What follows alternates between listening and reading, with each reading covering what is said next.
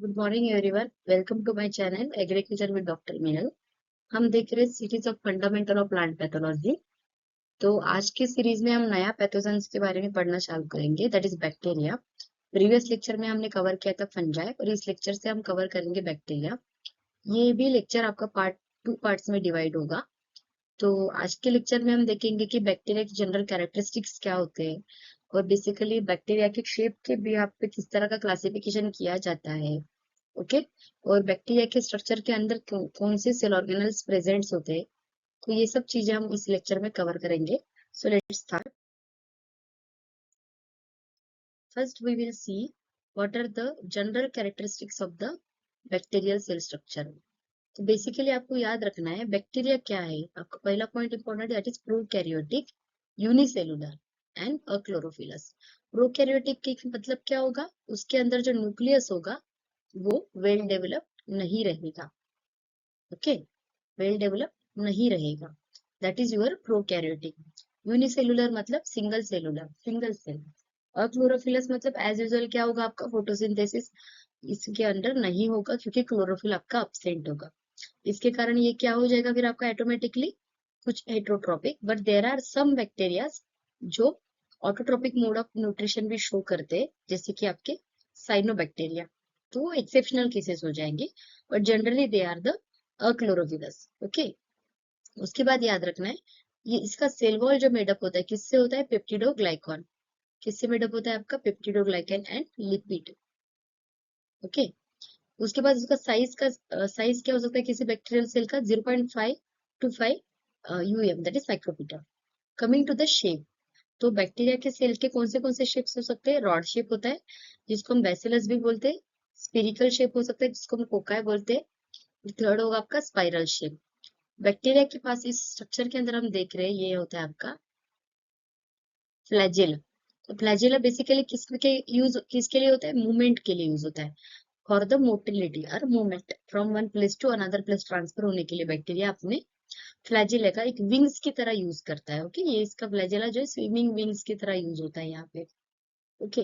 There is no true nucleus, हमने already देख लिया था कि न्यूक्लियर मेम्ब्रेन नहीं रहेगी न्यूक्लियस के अराउंड। जो न्यूक्लियर मेम्ब्रेन होती है वो नहीं रहेगी, इसलिए वो ट्रू न्यूक्लियस नहीं रहेगा, क्योंकि ये क्या है बेसिकली आपका प्रोकैरियोटिक है। उसके बाद no membrane bound cell organelles is present, तो कौन से नहीं रहेंगे यहाँ पे, mitochondria, plastid and endoplasmic reticulum. But कौन से सेल ऑर्गेनल्स रहेंगे, तो दैट इज योर राइबोसोम्स। आपको ये याद रखना है इसके अंदर। बैक्टीरिया के सेल स्ट्रक्चर के अंदर कौन से ऑर्गेनल्स प्रेजेंट है, आप देखिए राइबोसोम प्रेजेंट होता है। उसके साथ साथ other than not cell organelles but material क्या क्या प्रेजेंट है आपका, दैट इज एंडोस्पोर्स। ये आपको जनरल कैरेक्टरिस्टिक्स के अंदर आपको लिखना है, bacteria having endospores, plasmid as a extra DNA material. Bacteria के पास हेयर लाइक स्ट्रक्चर प्रेजेंट होता है सेल वॉल के ऊपर, दैट इज पिलाई। ओके। और जो मेजर होता है दैट इज फ्लैजेला। तो ये सारी चीजें आपके कैरेक्टरिस्टिक्स के अंदर मेंशन होने चाहिए। कमिंग टू द मॉर्फोलॉजी, हमने ऑलरेडी देखा था बैक्टीरिया के शेप्स डिफरेंट हो सकते हैं, that is bacillus is a rod shape, coccus is a spherical shape, spiral shape and vibrios shape and filamentous shape. तो अब इसके बैक्टीरिया के सेल्स के शेप्स के अरेंजमेंट के बिहाफ पे भी कुछ टाइप्स होते हैं, ठीक है। तो पहले हम देखते हैं कोकस शेप का अरेंजमेंट। जब मानो कोकस मतलब क्या होता है, स्पिरिकल, स्पिरिकल मतलब क्या होता है, राउंड शेप। जब इस तरह के राउंड शेप जब सिंगल सिंगल आपको दिखाई देता है, मानो bacterial cell single single round shape में प्रेजेंट है, तो उसको हम कोकस बोलते हैं।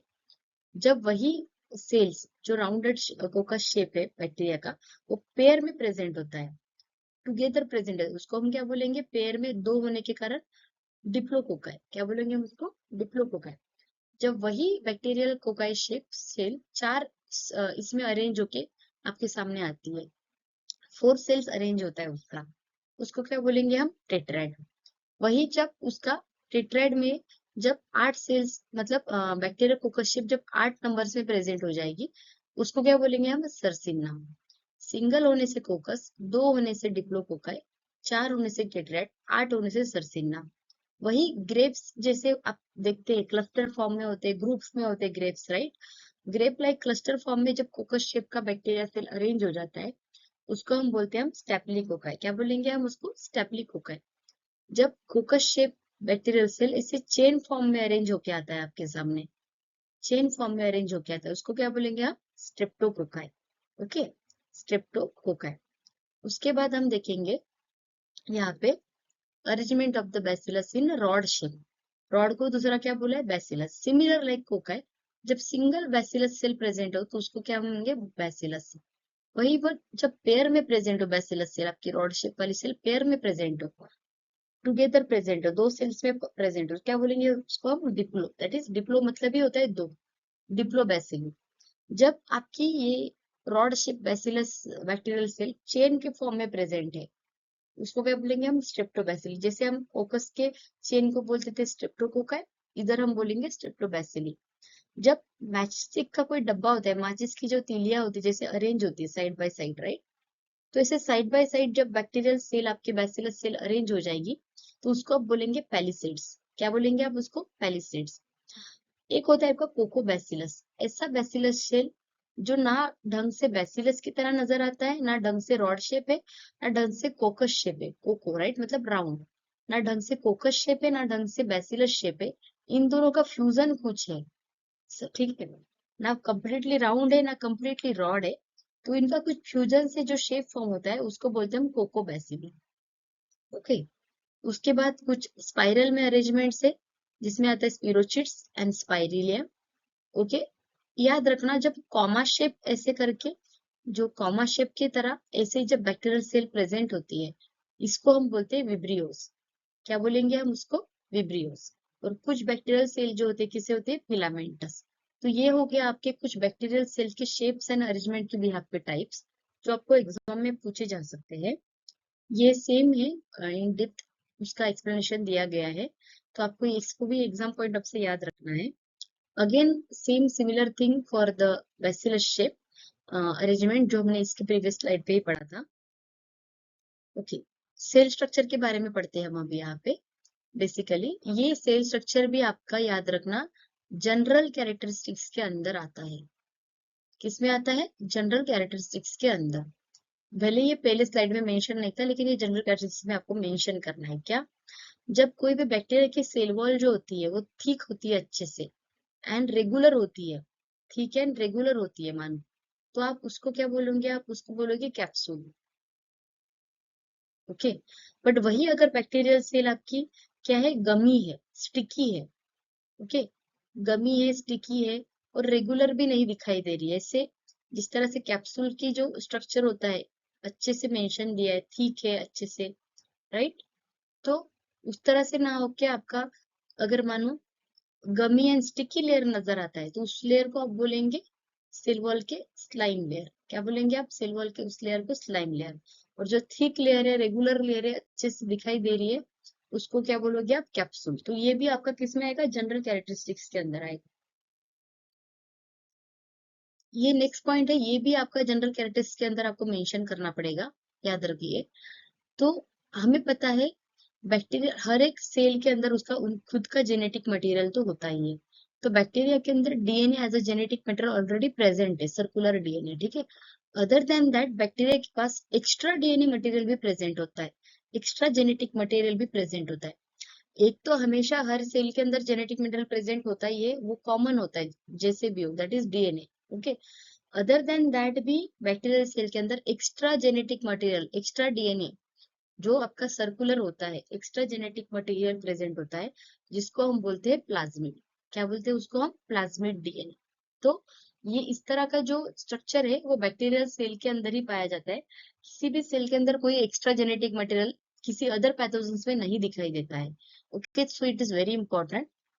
तो ये भी आपका जनरल कैरेक्टरिस्टिक्स में आएगा।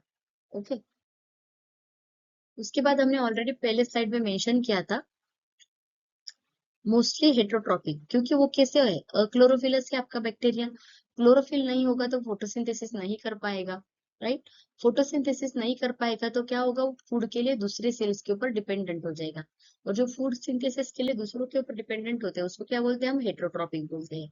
ओके, तो मोड ऑफ न्यूट्रिशन कैसे कैसे हो सकता है? सैप्रोफिटिक भी हो सकता है, पैरासिटिक भी हो सकता है। सैप्रोफिटिक मतलब क्या होगा? ऐसे बैक्टीरिया जो डेड ऑर्गेनिक मटेरियल के ऊपर से ही अपना क्या करेंगे? फूड मटेरियल एब्जॉर्ब करेंगे। और कुछ पैरासिटिक भी होते हैं, ऐसे बैक्टीरिया जो अपना जो फूड मटेरियल है वो हमेशा लिविंग होस्ट से ही लेंगे। तो ये जो डेफिनेशन है पैरासिटिक की आपके एग्जाम पॉइंट ऑफ व्यू से इंपॉर्टेंट है। ओके, तो obtain the nutrition from the living host को क्या बोलेंगे, जो भी पैथोजन पैथोजन या जो भी माइक्रो ऑर्गेनिज्म, पैथोजन बोलने से बेटर है आप बोले micro organism obtain the nutrient from the living host, उसको क्या बोलेंगे आप, पैरासिटिक। क्या बोलेंगे आप उसको, पैरासिटिक। तो इस लेक्चर से आपको कौन से क्वेश्चंस पूछे जा सकते हैं एग्जाम पॉइंट ऑफ व्यू से, याद रखिएगा। Describe the general characteristic of the plant pathogenic bacteria. तो आपको याद रखना है कि जो भी पहले स्लाइड में मेंशन है जनरल कैरेक्टरिस्टिक्स करके, other than that also lectures में भी हमने डिस्कस किया है, जैसे स्लाइम लेयर हो गया, कैप्सूल लेयर हो गया, ये भी आपका क्या होना चाहिए, एज ए जनरल कैरेक्टरिस्टिक्स करके आना चाहिए। पिलाई क्या होता है आपको बताना पड़ेगा, फ्लैजेला क्या होता है आपको बताना पड़ेगा, डीएनए क्या होता है यहाँ का, प्लाज्मिड क्या होता है, ठीक है, अक्लोरोफिलस, हेट्रोट्रॉपिक, यूनिसेलुलर, प्रोकैरियोटिक, इन सबको आपको डिस्क्राइब करना है।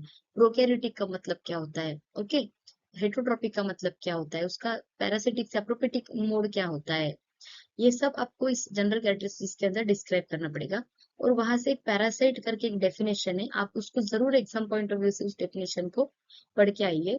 पैरासाइट का मतलब क्या होता है, ऐसे माइक्रो ऑर्गेनिज्म जो फूड न्यूट्रिशन के लिए लिविंग होस्ट के ऊपर डिपेंडेंट होते हैं। ठीक, तो इस तरह के इस लेक्चर से आपको इस तरह के क्वेश्चंस पूछे जा सकते हैं एग्जाम पॉइंट ऑफ व्यू से, जो आपको याद रखने हैं। Hope so you like this lecture, and इस तरह के इंटरेस्टिंग वीडियोस को देखने के लिए please subscribe my channel and like और वीडियोस। और नेक्स्ट पार्ट में हम देखेंगे बैक्टीरिया के कुछ other features. So thank you so much.